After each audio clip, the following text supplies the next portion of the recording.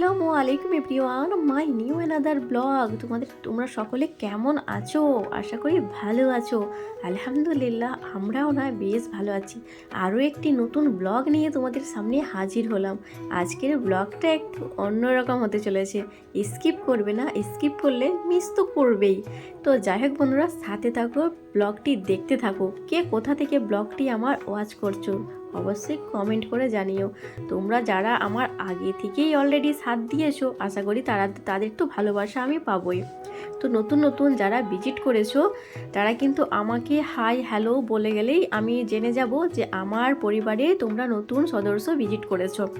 আমাকে যে কত নাম্বারে সাবস্ক্রাইব করলাম, কত নাম্বারে সাবস্ক্রাইব করেছি, ওই সব কোনো কিছু জানাবার দরকার নেই, বুঝতে পারছো?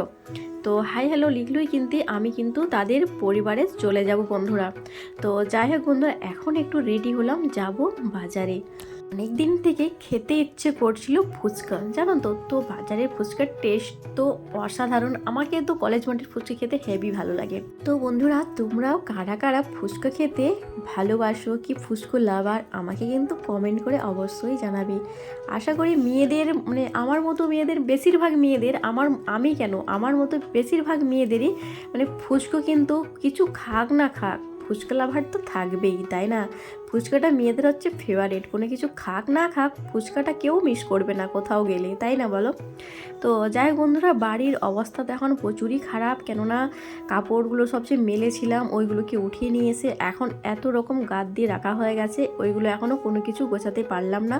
ওইগুলোকে যদি এখন গোছাতে যাই অনেকটাই দেরি হয়ে যাবে। তো ওই কাজগুলো তো বাড়িতে এসেও আমি করতে পারবো না, তো ওই কারণে রেখে দিলাম। বাড়িতে এসেই সব কাজগুলো সারাসারি হবে, কি হবে না হবে দেখা যাবে।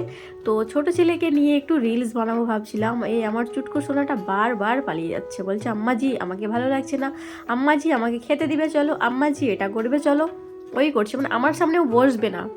কিন্তু বদমাস হয়ে গেছে আমার এই চুটকু সোনাটা, বুঝতে পারছো বন্ধুরা? তো যাই হোক বন্ধুরা, এর শর্টস কিন্তু অনেক আগে আমি পোস্ট করে দিয়েছি। আর ভিডিওগুলো আমি তো এডিটিং করতে পারছিলাম না, ওই কারণে সময়ই পাচ্ছিলাম এডিটিং করার। তো এডিটিং করে অবশেষে পোস্ট করব, তো তোমরা সময় করে দেখে নিও। তো যাই হোক বন্ধুরা, বাজার থেকে একটু ফুচকো খেয়ে এলাম। খেয়ে এসে ছোটো ছেলেকে বলছে আম্মাজি আমাকে খেতে দিবে না। তো বাড়িতেই রাখা ছিল বিস্কিটগুলোকে, তো ওইগুলো এদিকে খাচ্ছে, ও আয়না দেখে দেখে খাচ্ছে। ও জানে না যে আমি একটু ভিডিও বানাচ্ছি ওর। তারপরে যেই দেখেছি আমার দিকে ছুটে পালাচ্ছে এমনি, বুঝতে পারছো? তো যাই হোক বন্ধুরা, আর এই যে এটা নিলাম, আর ছেলেকে খিদে লেগে গেছে, এখন ছেলেকে ইপি রান্না করে দিলাম, ও এখন খাচ্ছে। তারপরে বাড়ির কাজকর্ম সব তো আছে, এটা কিন্তু তার পরের দিনের ব্লগ সকালের। তো গুড মর্নিং এভরিওয়ান, আসসালামু আলাইকুম। আরও একটি নতুন ব্লগে তোমাদেরকে এত এত ভালোবাসা জানিয়ে আজকের ব্লগটা কিন্তু শুরু করলাম। আর আজকে হচ্ছে গিয়ে মঙ্গলবার, এখন বাজে ঘড়ির কাঁটায় 9:28, মানে 9:30 বাজতেই যায়, তাই না? তো যাই হোক, সকালে উঠে সকালের তো আশিবাসি কাজগুলো যা থাকে ওইগুলো তো সব সারলাম। সেরে ব্রেকফাস্টে ছিল আজকে গতকালকে রাত্রে নিয়ে এসেছিলো মিষ্টি নিয়ে এসেছিলো, আর যে রুটি বানিয়েছিলাম না পরোটা, ওই পরোটা কোটাই ছিল। তো পরোটা মিষ্টি সকালের ব্রেকফাস্ট হয়ে গেছে। তো ছেলে খাবে না বললো, ছেলের জন্য আবার ইপি রান্না করলাম, ইপি রান্না করে ছেলেকে খেতে দিয়ে দিলাম। আর আমি এখন এই রুমে এলাম। এই রুমের কিন্তু এখনও বেড কভার বিছনা কোনো কিছু এখনো ওঠানো হয়নি, জাস্ট বালিশ টালিশগুলো শুধু উঠিয়ে বাঙ্কারে রাখলাম। বাঙ্কার রেখে রুমটা এখনো ঝাড়ু দেওয়াও হয়নি।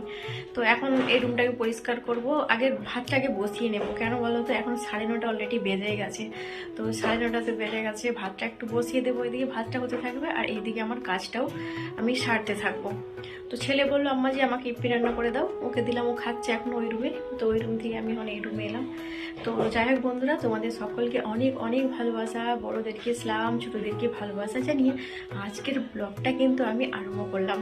তো আমার এই ব্লগটিকে যে যেখান থেকে ওয়াচ করছো, আশা করি সবাই যেন আলহামদুলিল্লাহ ভালোই থাকে, আর আমরাও এখন বেশ ভালো আছি।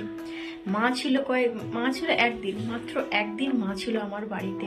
তো একদিন থাকার মা যে ছিল আমার বাড়িতে না, অনেকটাই ভালো করে দিনগুলো কাটাতে পারলাম। মাত্র একদিন মা ছিল, মাত্র একদিন। তো একদিনের আদরে ভালোবাসাতে মানে অনেকটাই সুস্থ হয়ে গেছে আমার শরীর, অনেকটাই ভালো লাগছে।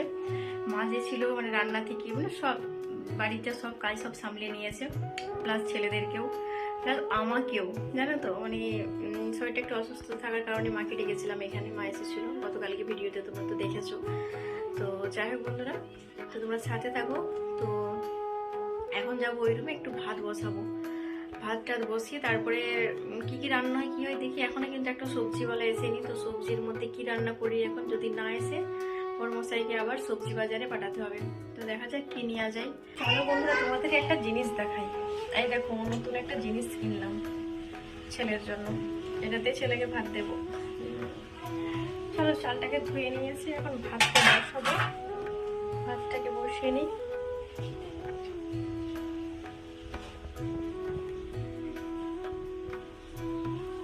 এই যে ভাত বসিয়ে দিলাম। ভাত চালটা পরিষ্কার করে ধুয়ে নিলাম, ধুয়ে এখন ভাতটা বসিয়ে দিলাম। আর গতকালকে তো মা বাড়িতে ছিল। মা বাড়িতে থাকার কারণে মানে বন্ধুরা বলে বোঝাতে পারবো না, আমার সংসার মা খুব সুন্দরভাবে দায়িত্ব পালন করেছে, ছেলেদেরকে, আমাকে, রান্নাবান্না সব মা তো দিলাম। আর বাসন কটা ধুয়েছিলাম, দেখো। তো এই বাসনগুলোকে এখনো রেখে ওঠানো হয়নি। ওই বাসনগুলোকে এখনো রেখে, মা তো মাই হয়, তাই না বন্ধুরা? মায়ের জায়গা কিন্তু কেউ নিতে পারবে না, কেউ না। তো যাই হোক বন্ধুরা, এই যে ভাত বসিয়ে দিলাম। ভাত হচ্ছে এই সাইডে, আর এই সাইডে কিন্তু গতকালকের মানে যে দুধ নিয়ে এসেছিলো, পরোটা বানিয়েছিলাম। আর এটা কিন্তু আছে এখনও। এটাতে ভাবছিলাম যে আজকে পায়েস বানিয়ে নেব। তো দেখা যাক কি রান্না করি ওটাতে। এক সাইডে তো ভাত বসিয়ে দিলাম। আর এই দুধটা জানো তো, গতকালকের দুধ জানো তো, এই দুদিন থেকে দুধটা গরম হয়ে যাচ্ছে। দুধটাকে মানে চাও তো, মানে দুধ চা তো সকালে খাই না, ওই কারণে মানে দুধ চা বানালে কিন্তু দুধ চা হয়ে যাবে, কিন্তু কেউ খাবে না, নষ্ট হবে। তো আজকে ভাবছি ওটাতে পায়েস বানিয়ে নেব। তো যাই হোক, এটাতে কিন্তু আজকে পায়েস বানিয়ে নেবো। দুধটা কেননা দুদিন ধরে দুধটা গরম হচ্ছে।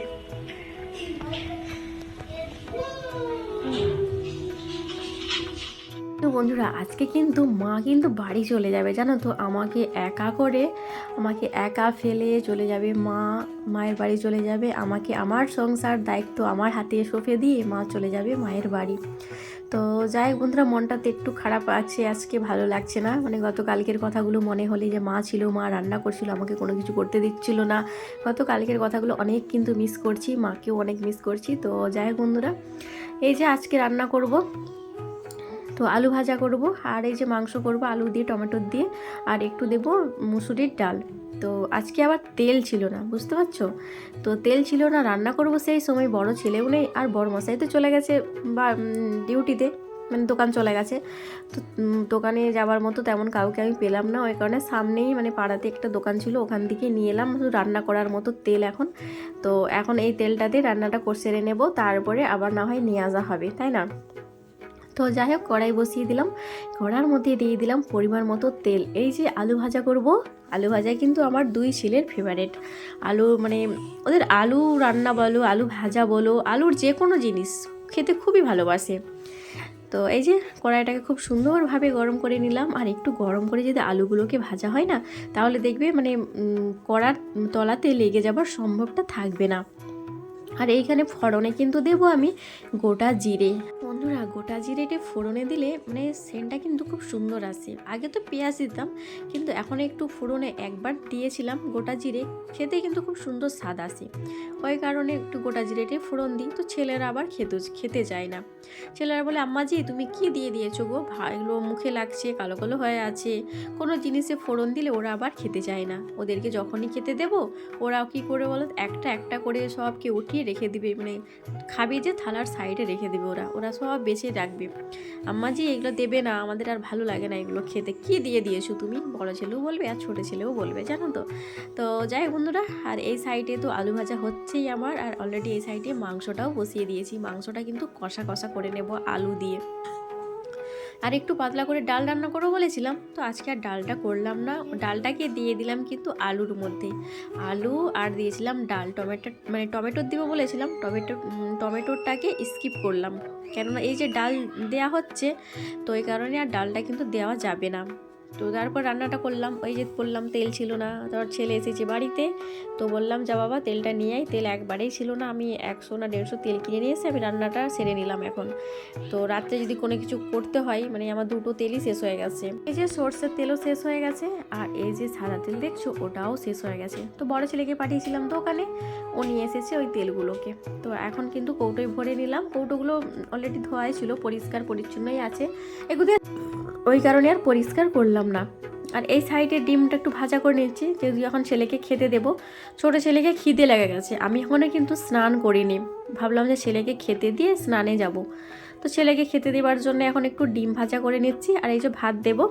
আর এই যে নতুন প্লেটটা কিনেছি ভাত খাওয়ার, এটাতে করে ছেলেকে খেতে দিলাম। আজকের আমাদের দুপুরের লাঞ্চ মেনুতে কি আছে বলো তো বন্ধুরা? এই যে ডিম ভাজা আছে, আলু, আর যে মাংস দিয়ে করেছি, ও তো মাংস খায় না, ওই কারণে ওকে দিলাম না, আলুর ঝোল, আর আছে স্যালাড, সাথে আছে আলুর ভাজা। তো এই হচ্ছে আজকের আমাদের দুপুরের লাঞ্চ মেনু। বড়মশাইও এখনও যদিও আসেনি, আমি স্নান সারতে তখন কিন্তু এসে যাবে। তো স্নান সারছি, তারপরে বড়মশাই দেখছি আমাকে খুঁজছে, তুমি কোথায় আছো? তো আমি সাড়া দিলাম যে ছাদে আমি এখন স্নান সারছি। তো স্নান সারলাম, এসে দুজনে আমরা দুপুরের লাঞ্চ সারলাম। সেরে এই যে বললাম, দুদিনের কিন্তু দুধ রয়ে গেছে, দুধ রয়ে গেছে, আরও কতদিন রাখবো বলো ওটাকে? চা খেলে কিন্তু শেষ হয়ে যেত, চা আবার খেতে চাইছে না। তো ওর মধ্যে দিয়ে দিলাম গোটা এলাচ ফাটিয়ে দিয়েছি একটু, এই যে পায়েস করে নেব। আর এই যে সেমাইগুলো দেখলে, এই সেমাইগুলো কিন্তু মানে ঈদে যে নিয়ে এসেছিলো, মানে ঘরে পাকা সেমাই, এগুলো ঈদে যে নিয়েছিলাম না, সেইগুলোকে ভাজা ছিল। তো এইগুলোকে আরও একটু ভাজা করে নিলাম, করে এই যে দুধটা ছিল দুধের মধ্যে দিয়ে দিলাম, দিয়ে একটু দুধ পায়েস করে নেব, দুধ দিয়ে সিমাই পায়েসটা বানিয়ে নেব। তো যাই হোক বন্ধুরা, আজকের ভিডিও কিন্তু এখান পর্যন্তই। খুদা হাফেজ, গুড নাইট।